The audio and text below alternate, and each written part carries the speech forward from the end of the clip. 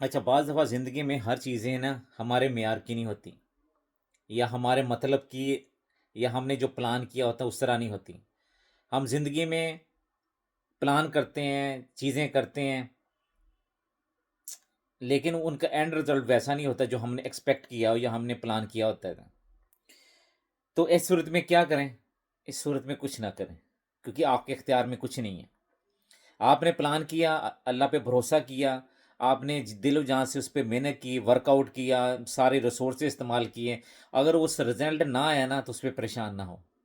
اللہ کی قسم، اللہ آپ کو اس کے بدلے میں بہت اچھا دے دے گا. ٹینشن نہ لیں، پریشان نہ ہوں. ایک دفعہ اپنی صحت خراب ہوگی نا، صحت کا خیال رکھیں.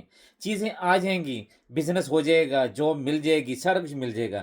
لیکن ایک دفعہ آپ کی صحت خراب ہوگی نا تو پھر دوبارہ نہیں ہوگی. اور ایک دفعہ یہاں پہ آپ کا مینٹلی آپ ڈسٹرب ہو گئے تو ریکوری کو بڑا ٹائم چل جاتا ہے، بڑا ٹائم لگ جاتا ہے.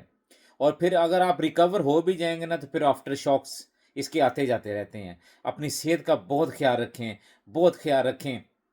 اور زندگی میں معاملات آتے رہتے ہیں، اور زندگی میں ریکوری بھی ہو جاتی ہے، چیزیں بہتری کی طرف ہو جاتی ہیں.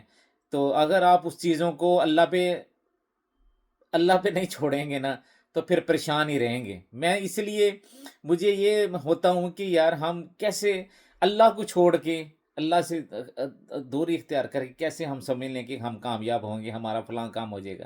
اللہ کو ساتھ لیں گے نا تو سارے کام ہو. جب ہم کام اللہ پہ بھروسہ کر کے، اللہ پہ توکل کر کے اس کے سپرد کر دیں گے نا، اس کے بعد پھر آپ بے فکر ہو جائیں، پھر ٹینشن نہ لیں. اللہ آپ کو بہت اچھا نواز دے گا. ان کیس اگر کچھ پرابلم بھی ہو جائے گا، اللہ نے آپ کے لیے بہت اچھا رکھا ہوگا. وہ کیسے اپنے بندوں کو چھوڑ دیتا ہے. مجھے وہ غوث اعظم کا ایک واقعہ یاد آ گیا، حضرت غوث اعظم کا. وہ ایک دفعہ مجھے بیٹھے تھے اپنے مریدین کے ساتھ. تو ایک مرید آیا تو کہتے ہیں یا حضرت بڑا غضب ہو گیا. تو وہ کہتے کیا ہوا؟ وہ کہتے آپ کا مال تھا وہ سارا ڈوب گیا، تو اب کیا ہوگا؟ تو حضرت غوث اعظم نے نیچے سر رکھا تو آپ نے بولا الحمدللہ. اچھا، اس واقعے کو گزر گئے کچھ عرصے کے بعد پھر ایک آیا آپ کو بھاگتا بھاگتا، کہتے یا حضرت آپ کو بہت فائدہ ہو گیا، آپ کو بہت زیادہ مال ملے گا، منافع بہت ہو گیا. تو آپ نے سر کو نیچے کیا کہ الحمدللہ.